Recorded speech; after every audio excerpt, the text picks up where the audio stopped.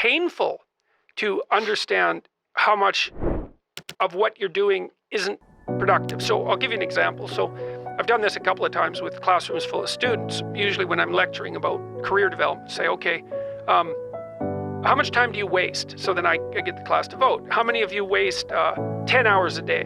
It's like 10% of the kids will put up their hands. And it's interesting because I don't define what constitutes waste.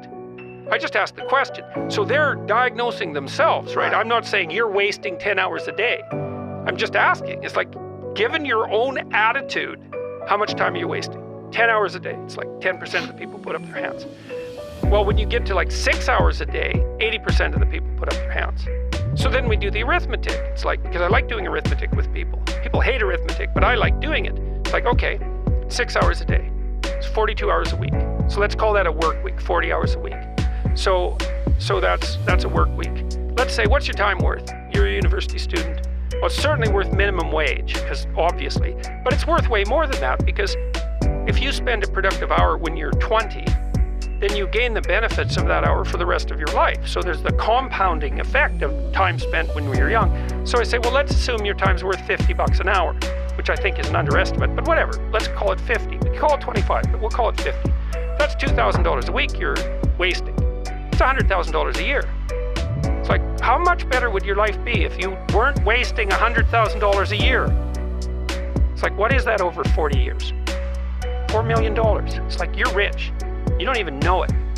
Quit wasting time. By your own definition. It's like people shake their heads. Well, I never thought about it that way. It's like, yeah, think about it that way. Don't waste your damn life. And then you think, well, why would people be resistant to that message? It's like, well, you really want to wake up and figure out that you're wasting half your life? And you know, when people do that kind of wasting, they actually hate it. You know, and I've had lots of people come to my clinical practice who were chronic procrastinators. You know, and so they're watching YouTube videos, say, but not ones that are good for them, although sometimes they will do that, but just browsing in that kind of mindless way that you do when you're not paying attention and you're trying to kill time. And people doing that, they feel bad, they get depressed, they feel anxious, they can't get away from it, they feel kind of quasi-addicted. But there's this feeling of kind of internal rot and corruption that goes along with it. It's like, yeah, well, you're wasting your life. It's like, so it's painful.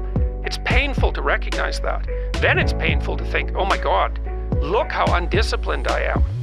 I don't know anything. I can't use a schedule. I can't stick to a calendar. I don't have any aims.